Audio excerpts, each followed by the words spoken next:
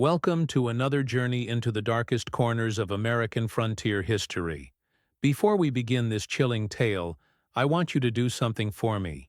Drop a comment below telling me what time you're watching this and what state you're calling home tonight. I'm curious to see how far these forgotten stories of the Old West reach across our great nation. Tonight we're traveling back to the dusty streets of Deadwood Gulch, Dakota Territory, in the winter of 1876. This is the documented account of what became known as the Poison Rose Murders, a series of deaths that would terrorize one of the most notorious mining towns in American history. At the center of it all was a woman who went by the name Ruby Blackwood, a saloon girl whose beauty was matched only by her deadly expertise with substances that had nothing to do with the whiskey she served. The year 1876 was a pivotal moment in the American frontier. General Custer had met his fate at Little Bighorn just months earlier, sending shockwaves through the nation about the dangers lurking in the untamed territories. The Black Hills gold rush was in full swing, drawing thousands of fortune seekers to the Dakota Territory, despite ongoing conflicts with the Lakota Sioux, who considered these lands sacred. Deadwood Gulch had been established illegally on Sioux territory, a fact that made it a haven for those seeking to operate outside the reach of federal law. The town existed in a legal gray area, technically under military jurisdiction, but practically governed by whoever had the fastest gun or the deepest pockets. It was a place where a man could reinvent himself completely, where questions about one's past were considered impolite at best and dangerous at worst. The population of Deadwood fluctuated wildly with the success of the gold claims, but by winter 1876, approximately 3,000 souls called the Gulch home. These included miners, gamblers, prostitutes, merchants, and the various predators who fed off the hopes and desperation of men seeking their fortunes.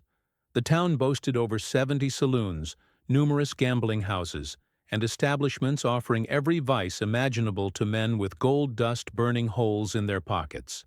Into this chaotic environment came Ruby Blackwood in November 1876, arriving on the daily stage from Cheyenne with little more than a worn leather trunk and a letter of introduction to Madame Dora Dufresne, who operated one of the more upscale establishments in the Gulch. Ruby claimed to be from New Orleans, a story that seemed plausible given her refined mannerisms and knowledge of sophisticated cocktails that impressed even the most worldly patrons. Ruby was described in contemporary accounts as a woman of striking beauty, though not in the conventional sense. Standing nearly 6 feet tall with raven black hair and eyes the color of winter ice, she possessed an otherworldly quality that made men stop mid-sentence when she entered a room. A diary entry from merchant Samuel Hartwell, discovered in 1923 during renovation of the old Deadwood Hotel, captures the effect she had on the community. The new girl at Dora's place has set the entire Gulch talking. She carries herself like royalty, speaks with an educated tongue, and mixes drinks like she learned the art in the finest establishments back east. Yet there's something about her that makes a man's skin crawl even as he finds himself drawn to her like a moth to flame. The boys are calling her the Poison Rose, though I'm not sure if it's meant as a compliment or a warning. What the residents of Deadwood didn't know was that Ruby Blackwood was not her real name, nor was New Orleans her place of origin. According to records discovered decades later in the archives of the Louisiana State Penitentiary, a woman matching her description had been imprisoned there from 1873 to 1876, under the name Marie Dubois, for the murder of a wealthy plantation owner near Baton Rouge. The case had been sensational in its day. Marie Dubois, working as a governess for the Beauregard family, had allegedly poisoned her employer with a mixture of oleander and foxglove after he discovered her stealing from the family silver. What made the case particularly notorious was the method of delivery. She had mixed the poison into a special mint julep recipe, serving it to him during a dinner party in front of a dozen witnesses who watched him die in apparent agony while she maintained perfect composure.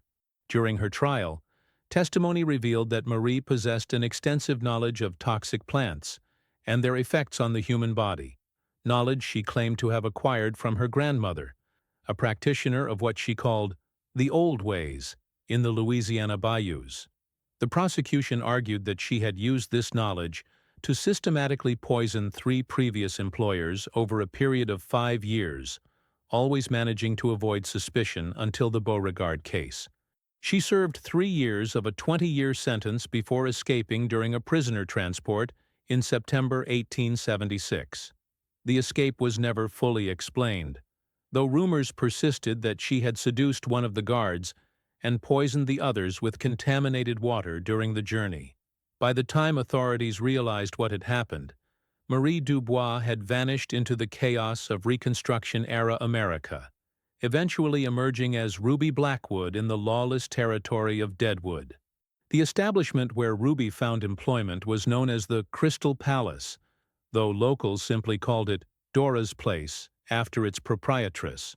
Dora Dufran was a legendary figure in Deadwood, a former actress from Chicago who had built a small empire catering to the desires of men with more money than sense. Her establishment was considered the finest in the Gulch, offering not just gambling and companionship, but also fine dining and entertainment that rivaled anything found in Denver or San Francisco. Dora prided herself on employing only the most sophisticated women, and Ruby seemed to fit perfectly into this vision. Within days of her arrival, she had established herself as the premier bartender at the Crystal Palace, creating elaborate cocktails that drew customers from across the Gulch. Her specialty was something she called a Black Hills Blessing, a complex mixture of whiskey, bitters, and what she claimed were secret herbs that gave the drink its distinctive dark color and unusual aftertaste. The drink became wildly popular among the wealthier patrons, particularly those who wanted to impress business associates or celebrate successful claims. Ruby would prepare each one personally, often engaging customers in conversation about their fortunes and future plans while she worked. She had an remarkable ability to remember details about every patron, their preferences, their successes, and most importantly, their financial situations. What no one suspected was that Ruby was conducting a careful assessment of each customer, identifying those who met specific criteria for what she privately called her special service. According to a coded journal discovered in her room after her eventual flight from Deadwood, she sought men who were wealthy, traveling alone, and unlikely to be immediately missed if they disappeared.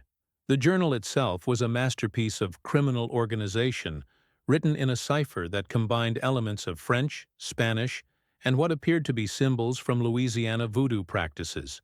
When finally decoded by federal investigators in 1889, it revealed the systematic nature of Ruby's predation and the cold calculation with which she selected and eliminated her victims. Each potential victim was assigned a code name based on their appearance or mannerisms. Golden Eagle referred to a mining investor with distinctive blonde hair, while Iron Horse described a railroad executive who wore a prominent watch chain. Ruby would observe these men for days or even weeks before making her move, learning their habits, their weaknesses, and most importantly, their financial resources. The first victim was a mining investor named Jonathan Whitmore, who arrived in Deadwood in December 1876 with plans to purchase several claims in the northern part of the Gulch. Whitmore was a cautious man by nature, having built his fortune through careful investments rather than speculation. He had come to Deadwood with substantial funds, intending to evaluate opportunities before committing his resources. Whitmore's background, pieced together from letters found among his effects and subsequent inquiries from his business partners in Chicago, revealed a man of methodical habits and conservative instincts. He had made his initial fortune supplying equipment to mining operations during the California Gold Rush, then parlayed those profits into real estate investments in San Francisco. By 1876, he was worth an estimated $250,000, a fortune that made him an attractive target for Ruby's predatory activities. On December 15th, Whitmore celebrated the successful negotiation of his first claim purchase at the Crystal Palace, ordering one of Ruby's famous Black Hills Blessings to mark the occasion. According to witnesses, he spent nearly an hour at the bar, discussing his plans with Ruby while she prepared his drink, with her usual theatrical flair. He appeared to be in excellent health and high spirits when he left the establishment around midnight. What witnesses didn't know was that Ruby had been studying Whitmore for over a week, learning his routines and preferences. She had discovered that he suffered from occasional stomach ailments, a condition that would provide perfect cover for the symptoms of poisoning. She had also learned that he was traveling alone and had told no one in Deadwood about his specific timeline for returning to Chicago. Whitmore was found dead in his hotel room the following morning by the proprietor, who had become concerned when the investor failed to appear for a scheduled breakfast meeting. The town's only doctor, a former Army surgeon named Marcus Webb, examined the body and concluded that Whitmore had died of heart failure, not uncommon for a man of his age and the stress of frontier life. What Dr.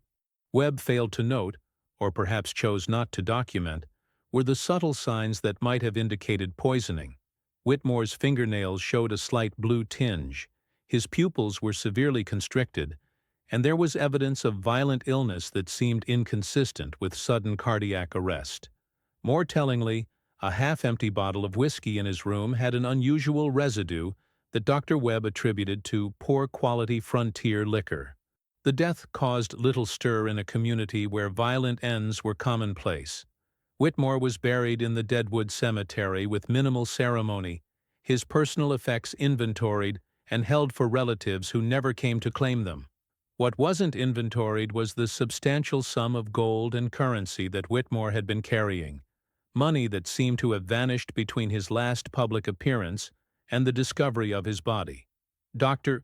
Webb's examination report, discovered years later in the Territorial Archives, was suspiciously brief and lacking in detail. A single paragraph described the deceased as a well-nourished male of approximately 50 years, found deceased in his lodgings, cause of death consistent with cardiac arrest brought on by the stresses of frontier travel and business concerns. No mention was made of the physical evidence that might have suggested poisoning, nor of the missing money that should have been found among Whitmore's effects. 3 weeks later, a similar fate befell Marcus Thornfield, a cattle buyer from Kansas who had come to Deadwood to investigate reports of stolen livestock being sold through local dealers. Thornfield was known for his methodical approach to business and his habit of keeping detailed records of all transactions. He had been staying at the Grand Central Hotel while conducting his investigation, making careful notes about suspicious activities he had observed. Thornfield's investigation had uncovered evidence of a sophisticated cattle rustling operation that involved several prominent members of the Deadwood business community. His detailed notes, found among his effects after his death, documented a network of corruption that extended from local ranchers to territorial officials. The information was potentially explosive, threatening the livelihoods and reputations of some of the most powerful men in the region.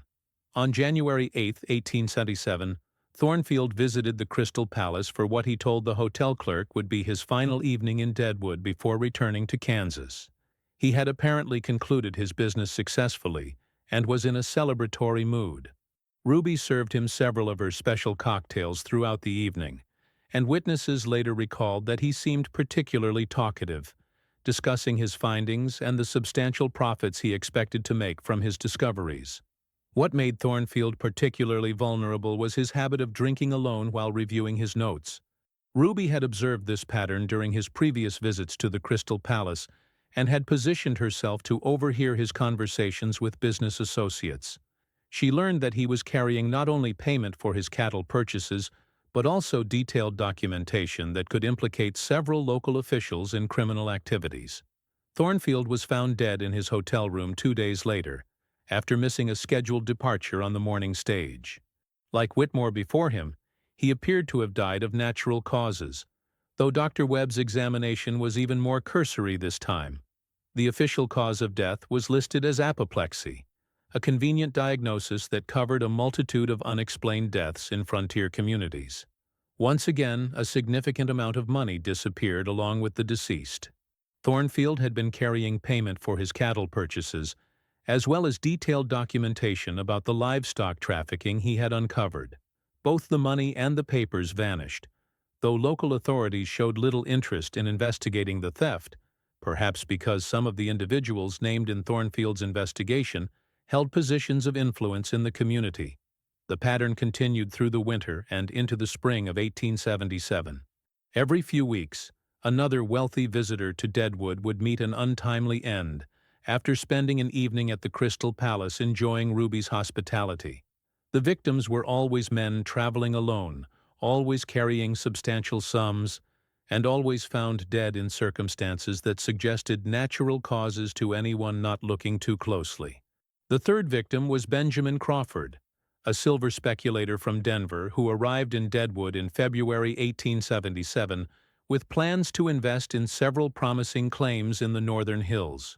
Crawford was a flamboyant character, known for his expensive clothes and generous spending habits.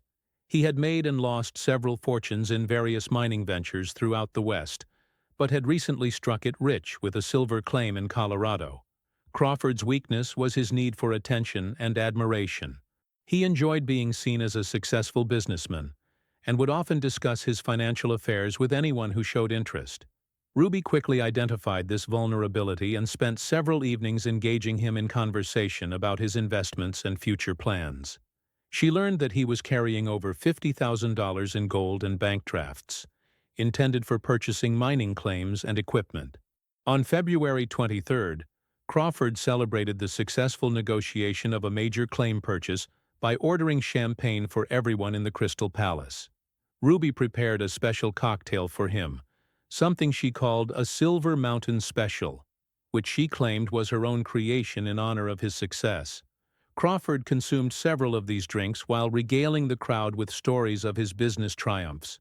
Crawford was found dead in his hotel room the following morning, apparently having died in his sleep.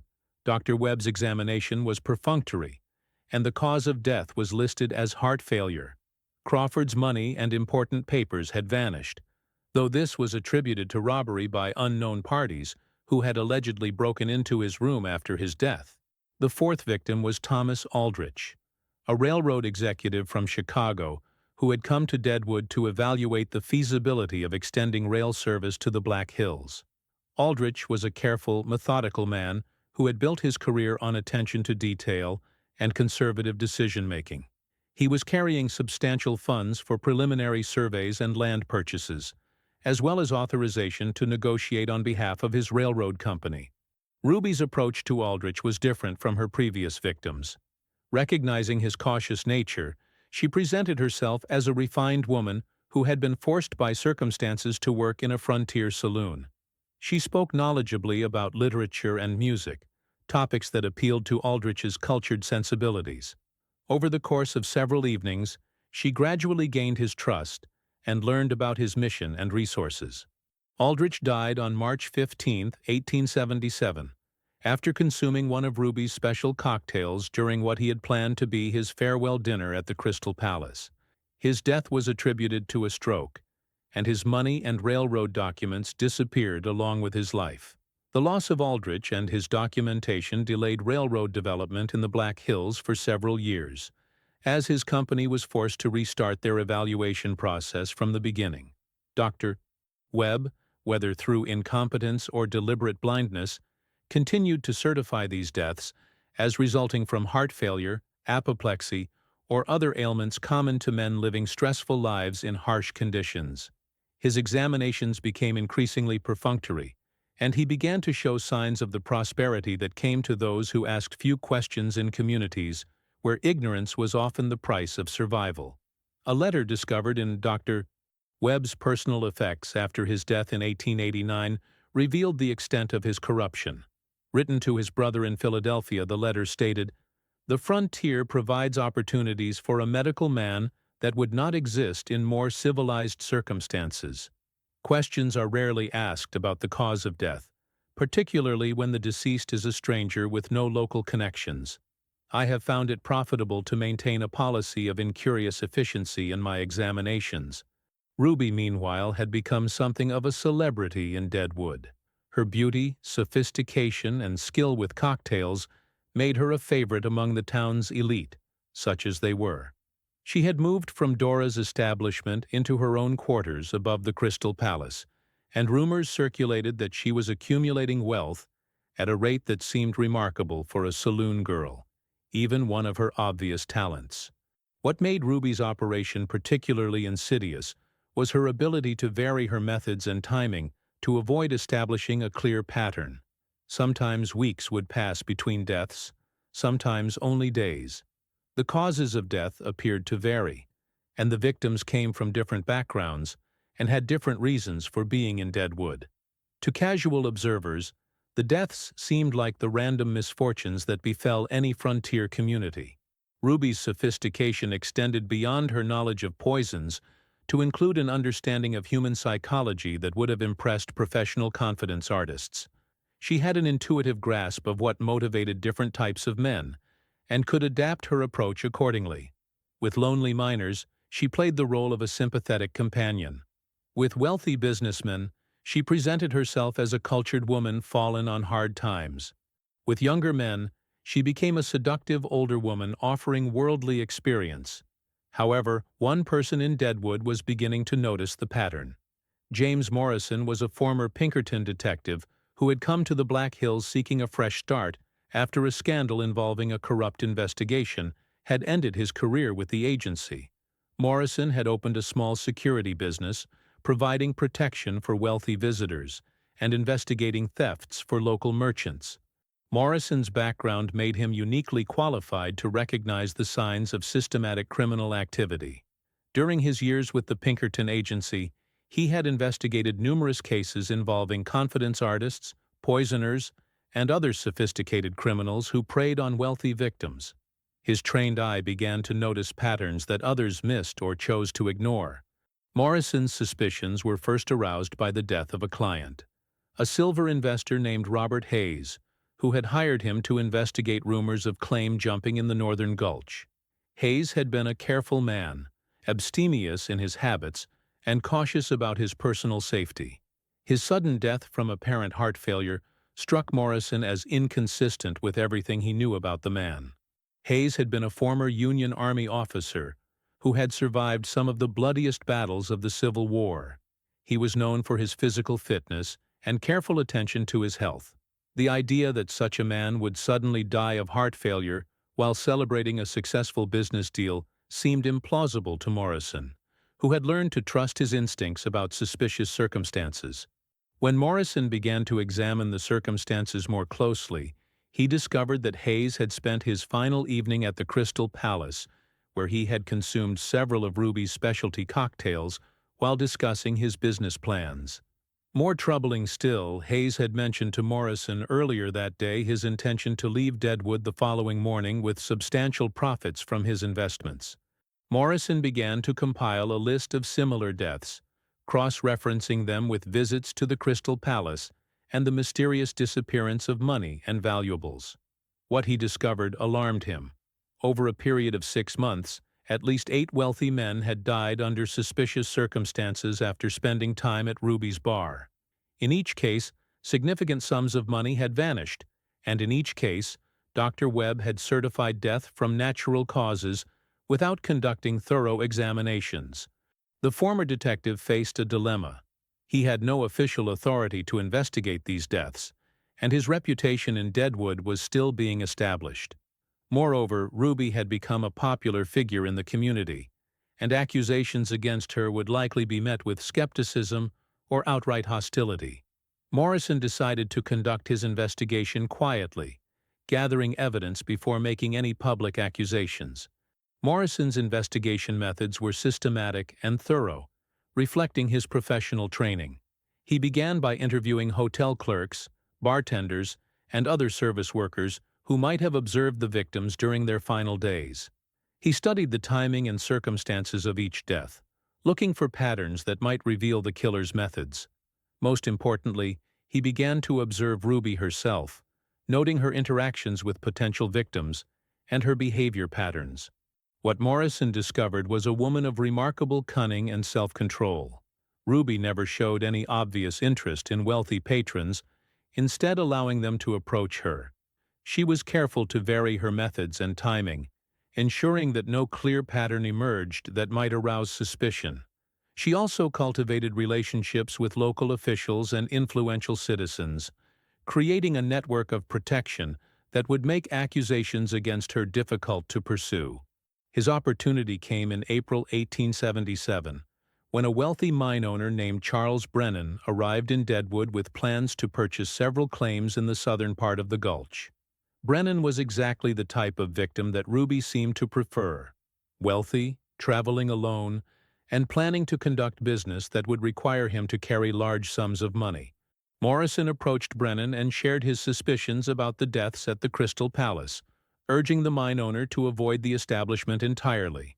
However, Brennan was skeptical of Morrison's theories and insisted that he was perfectly capable of taking care of himself. He had survived years in the rough mining camps of Colorado and Nevada, he argued, and was not about to be intimidated by rumors about a saloon girl. Brennan's confidence was based on his extensive experience in frontier communities and his reputation as a man who could handle himself in dangerous situations.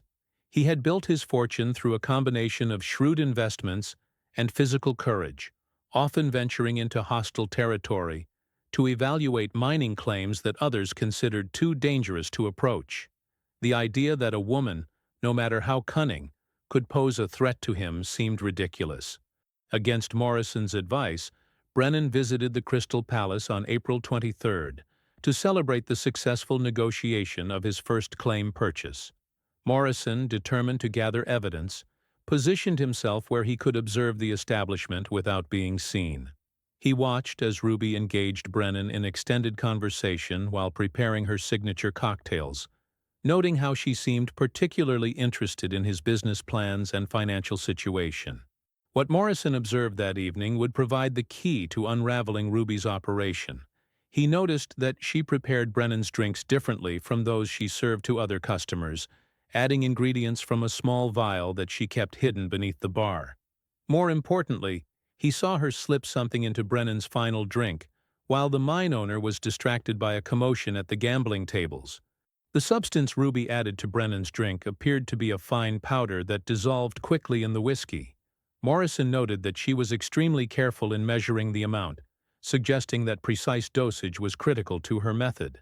She also timed the addition perfectly, waiting until Brennan was distracted and other patrons were focused elsewhere. Morrison followed Brennan when he left the Crystal Palace, noting that the man seemed unsteady on his feet, despite having consumed what appeared to be a moderate amount of alcohol. When Brennan reached his hotel, Morrison positioned himself in the lobby where he could monitor the situation. His vigilance proved justified when, around 3 a.m, he observed Ruby entering the hotel through a rear entrance, moving with the stealth of someone conducting clandestine business. The former detective followed her upstairs and watched as she used what appeared to be a master key to enter Brennan's room. Through the partially open door, Morrison could see the mine owner lying motionless on his bed while Ruby systematically searched his belongings, removing money and documents before placing them in a leather satchel she had brought with her. Morrison had finally witnessed the evidence he needed, but he faced the challenge of how to act on it. Ruby was armed, as he could see from the small pistol she carried, and she had demonstrated a willingness to kill. Moreover, confronting her alone in the hotel would put him at a severe disadvantage. Instead, he decided to follow her and discover where she was hiding her accumulated wealth. Ruby left the hotel as quietly as she had entered, carrying the satchel containing Brennan's money and papers. Morrison followed at a distance as she made her way through the darkened streets of Deadwood to a small cabin on the outskirts of town. The cabin appeared to be abandoned, but Ruby clearly had access to it, producing a key and entering without hesitation. The cabin was located in a secluded area about half a mile from the main part of town, hidden among a grove of pine trees that provided natural concealment. Morrison noted that the location was perfect for clandestine activities, far enough from town to avoid casual observation, but close enough for convenient access. The building itself appeared to be an old prospector's cabin that had been abandoned when its owner moved on to more promising claims. Morrison positioned himself where he could observe the cabin while remaining hidden. After about an hour, Ruby emerged without the satchel and returned to her quarters above the Crystal Palace. The former detective waited until dawn before approaching the cabin to investigate what secrets it might contain. The cabin appeared to have been abandoned for some time, but Morrison's trained eye detected signs of recent use. The lock on the door was new, and there were fresh footprints in the dust around the entrance. More tellingly, he could detect the faint odor of chemicals emanating from the building, a smell that reminded him of the laboratories he had visited during investigations of poisoning cases in his Pinkerton days. Unable to gain entry without alerting Ruby to his discovery, Morrison decided to maintain surveillance of the cabin while gathering additional evidence. Over the next several days, he observed Ruby making regular visits to the building, always under cover of darkness, and always carrying materials that she removed from the Crystal Palace. Morrison's investigation was interrupted by the discovery of Charles Brennan's body in his hotel room on April 25th. As with the previous deaths, Dr. Webb certified the cause as heart failure, and there was no official investigation into the circumstances. However, Morrison noted that Brennan's money and important papers had disappeared, just as he had witnessed Ruby removing them 2 nights earlier. The former detective realized that he needed to act quickly before Ruby claimed another victim. However, he also understood that his accusations would carry more weight if he could present physical evidence of her crimes. This meant finding a way to search the cabin and document what he found there. Morrison's opportunity came on April 28th, when a traveling theater troupe arrived in Deadwood, providing entertainment that drew most of the town's population to the main street for the evening's performance. Using the distraction, Morrison approached the cabin and managed to gain entry through a rear window that had been left slightly ajar. What he discovered inside exceeded his worst expectations. The cabin had been converted into a sophisticated laboratory for the preparation of poisons. Shelves lined the walls containing dozens of bottles filled with various plant extracts, chemical compounds, and prepared mixtures. A work table in the center of the room held apparatus for distilling and concentrating toxic substances, along with detailed notes describing the effects of different combinations. The laboratory was remarkably well organized and equipped for a frontier setting. Ruby had somehow acquired professional-grade equipment, including glass distillation apparatus, precision scales, and a collection of reference books on chemistry and botany. The books included several volumes on toxic plants and their medicinal properties, as well as more sinister works on the preparation and administration of poisons. Most damning of all was a leather-bound journal that documented Ruby's activities in meticulous detail. The journal contained records of every victim, including their names, the amounts of money taken, and the specific poisons used to kill them. The entries were written in a mixture of English and what appeared to be French, but Morrison's education allowed him to decipher enough to understand the scope of Ruby's crimes. According to the journal, Ruby had been operating in Deadwood for only 6 months, but she had already claimed 11 victims and accumulated wealth equivalent to several years' earnings for a successful businessman. More troubling still, the journal contained plans for expanding her operation, including notes about potential victims she had identified and new poison formulations she intended to test. The journal revealed that Ruby's knowledge of poisons was both extensive and sophisticated. She had detailed notes on the effects of various toxic substances, including precise dosages required to produce different symptoms and timing considerations for avoiding detection. Some entries described experiments with new combinations of poisons, testing their effectiveness, and refining her methods. One particularly disturbing entry described her development of what she called the gentleman's death, a poison that produced symptoms resembling heart failure and left no obvious traces that could be detected by frontier medical practitioners. The formula combined extracts from several common plants with a small amount of a mineral compound that she obtained from mining operations in the area. Morrison also discovered a collection of personal items taken from the victims, including jewelry, watches, and documents that could be used to assume their identities or access their financial accounts. Ruby had been methodically stripping her victims of everything valuable, leaving their families and business associates to wonder what had become of them. The personal effects were organized with the same systematic precision that characterized the rest of Ruby's operation. Each item was cataloged and stored in a specific location, with notes indicating its origin and potential value. Some items had already been sold or traded, while others were being held for future disposal when it would be safe to do so without arousing suspicion. The former detective carefully documented everything he found, making detailed notes and sketches that would serve as evidence. However, he realized that he needed to act quickly, as Ruby's journal indicated that she was planning to leave Deadwood soon, having accumulated enough wealth to establish herself elsewhere under a new identity. Morrison's plan was to present his evidence to the town's unofficial leadership council, a group of prominent businessmen who exercised practical authority in the absence of formal law enforcement. However, he first needed to ensure that Ruby couldn't escape before justice could be served. The opportunity for action came sooner than Morrison had expected. On May 1st, a wealthy cattle rancher named William Patterson arrived in Deadwood with plans to purchase land for expanding his operations into the Black Hills. Patterson was exactly the type of victim that Ruby preferred, and Morrison observed her taking special interest in the rancher during his first visit to the Crystal Palace. Patterson was a formidable man with extensive experience in dealing with dangerous situations. A former Texas Ranger who had fought in numerous conflicts along the Mexican border, he had built his cattle empire through a combination of shrewd business sense and physical courage. His reputation for fairness and integrity had made him wealthy and respected throughout the Southwest. Morrison approached Patterson and shared his evidence about Ruby's crimes, urging the rancher to help him expose her operation. Patterson, a former Texas Ranger with experience in dealing with dangerous criminals, agreed to cooperate with Morrison's plan. Together, they devised a strategy to catch Ruby in the act while ensuring that she couldn't escape or destroy the evidence.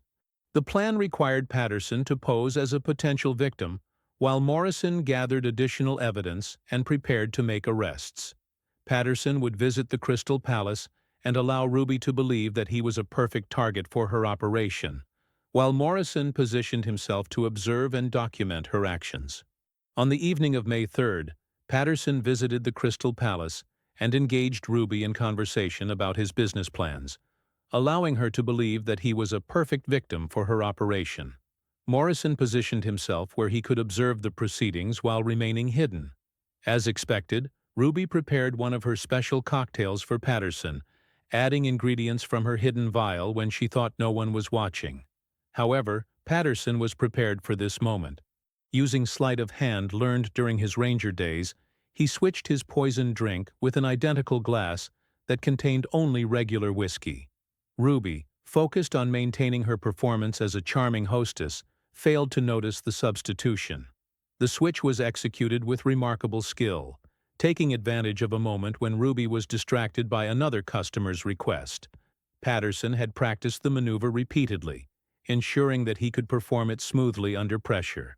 The identical glasses had been prepared in advance, filled with regular whiskey that matched the appearance of Ruby's poisoned cocktail.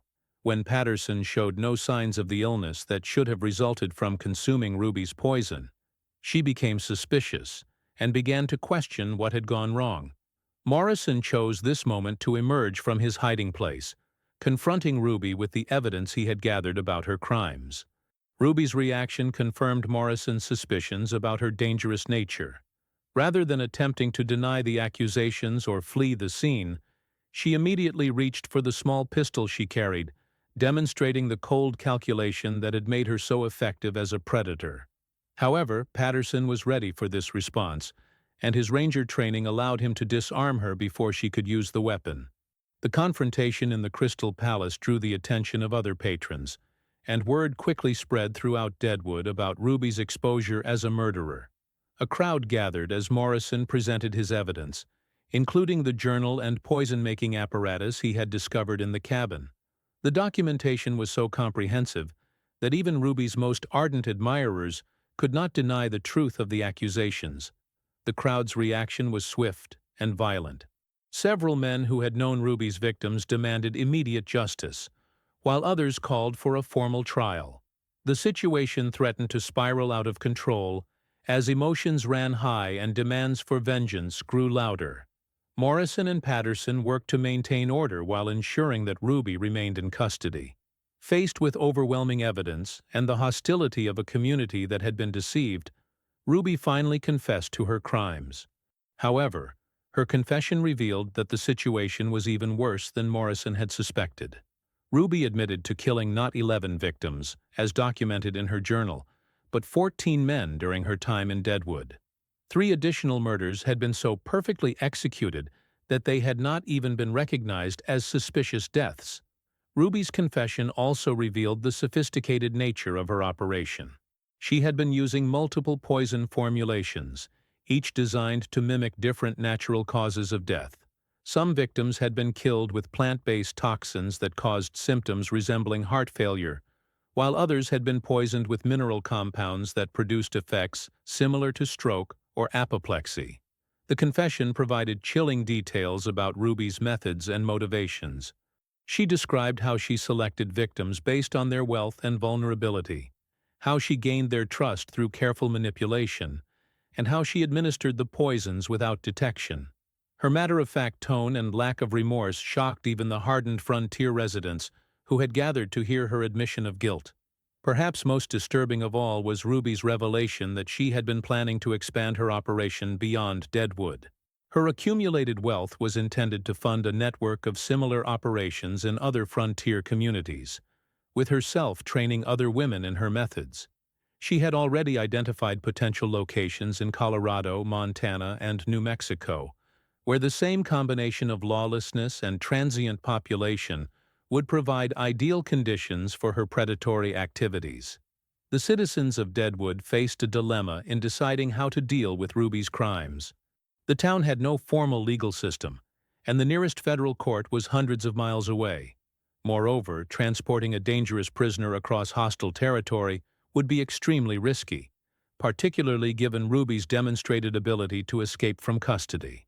After considerable debate, the community leaders decided to conduct their own trial, following the rough frontier justice that had become common in mining communities.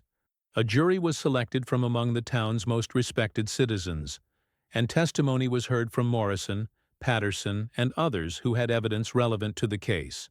The trial lasted 3 days, during which the full scope of Ruby's crimes became clear.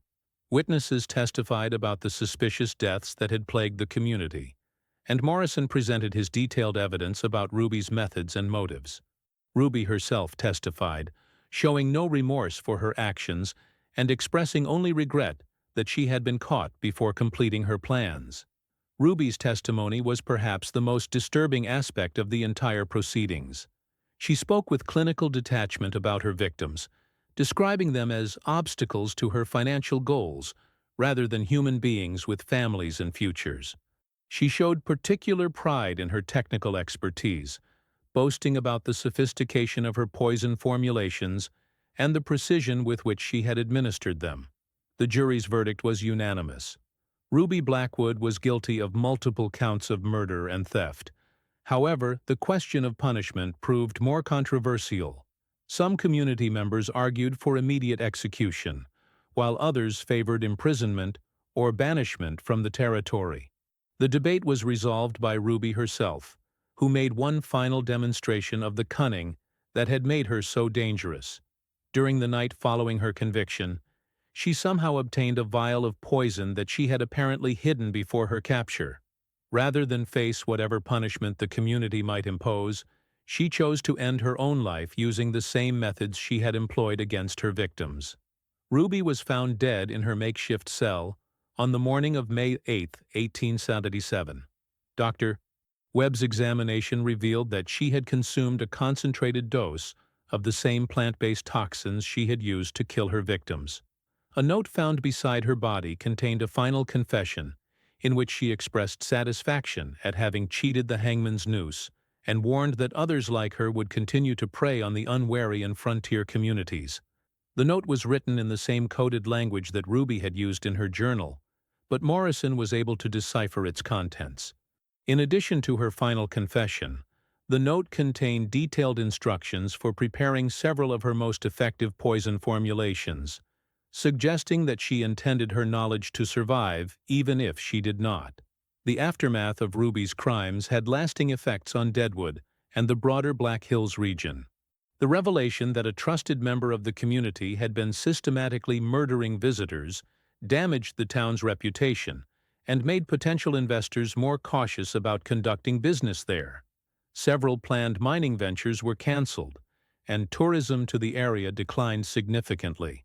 More importantly, Ruby's case highlighted the vulnerability of frontier communities to predators who understood how to exploit the lawlessness and social chaos that characterized the American West.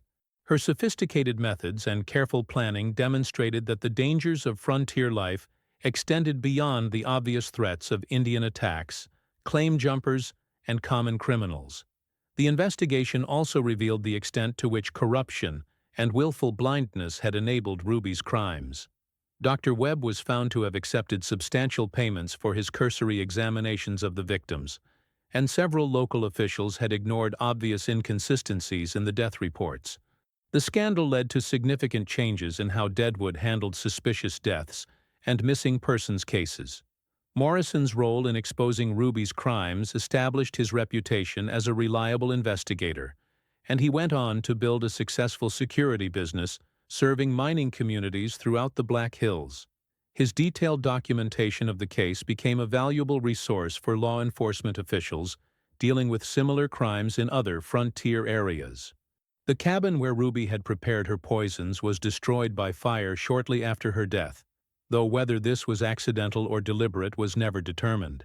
The site became a source of local legend, with some residents claiming that the ground remained poisoned and that nothing would grow there for years afterward. Ruby's victims were eventually identified through the personal effects found in her possession, and efforts were made to contact their families and business associates. However, the remote location and poor communication systems of the frontier meant that many relatives never learned the true fate of their loved ones. Several estates remained in legal limbo for years, as courts struggled to resolve the complex financial arrangements that Ruby had disrupted. The case also had broader implications for how frontier communities dealt with transient populations and suspicious deaths. Ruby's ability to operate undetected for months highlighted the need for better communication between different settlements and more systematic investigation of unexplained deaths.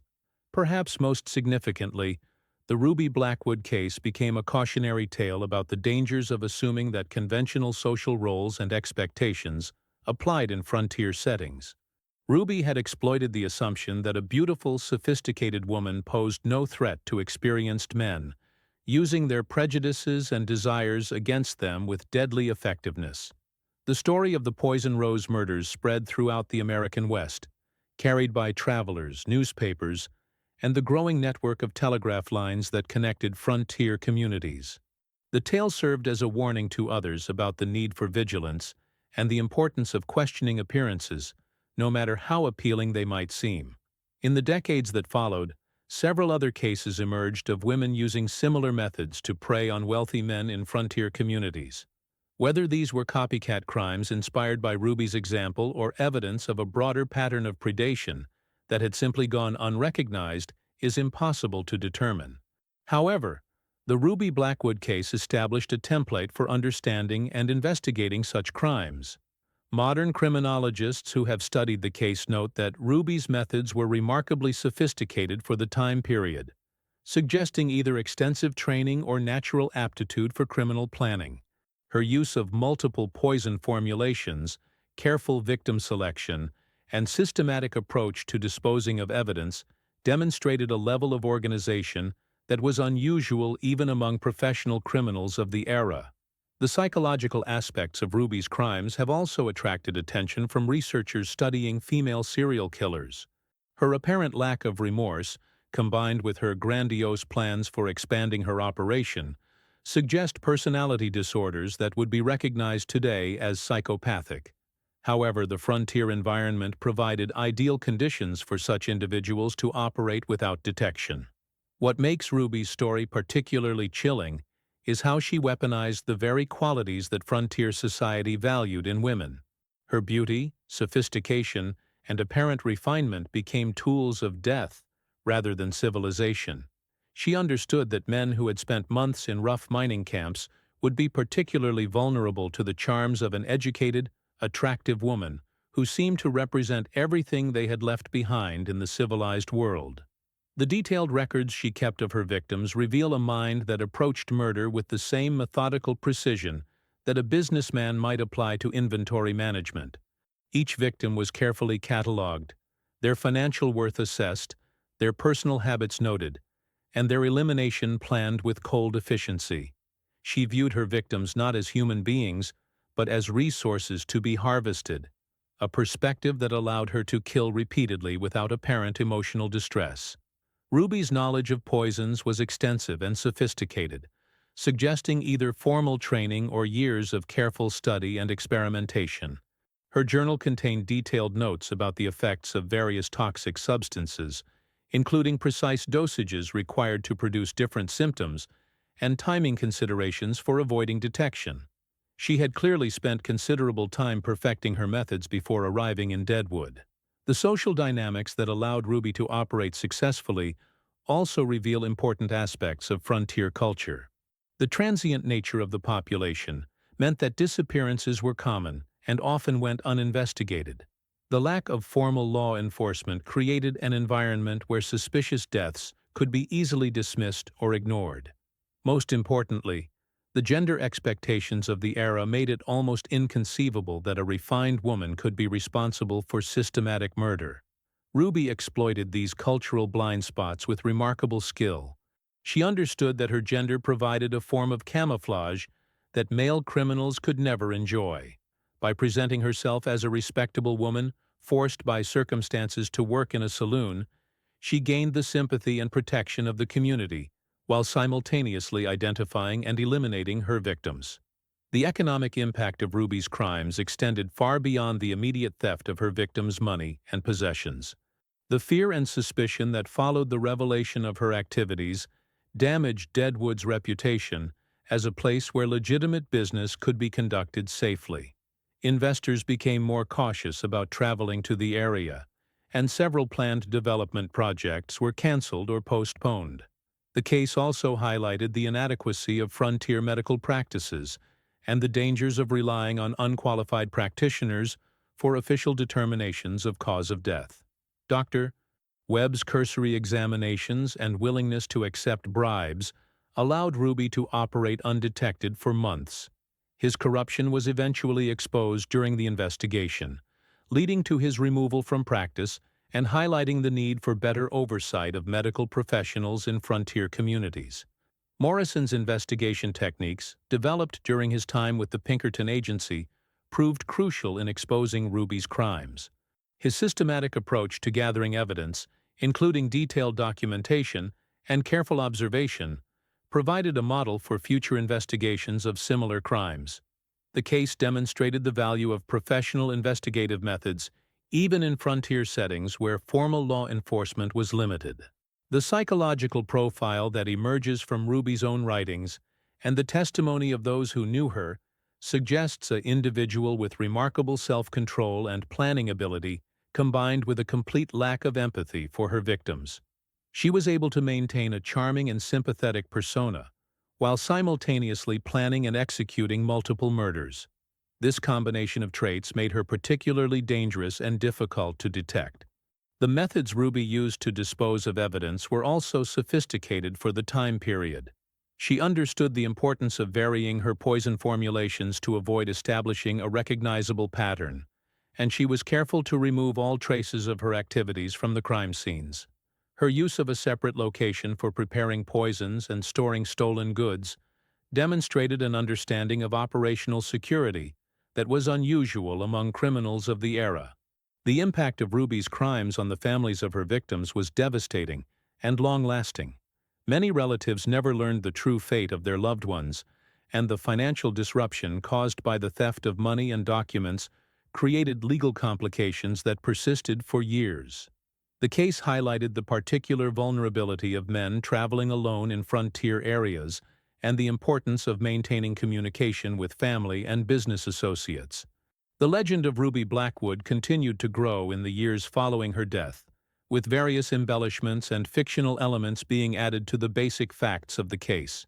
Some accounts portrayed her as a tragic figure, driven to crime by circumstances beyond her control, while others emphasized her calculating nature and lack of remorse.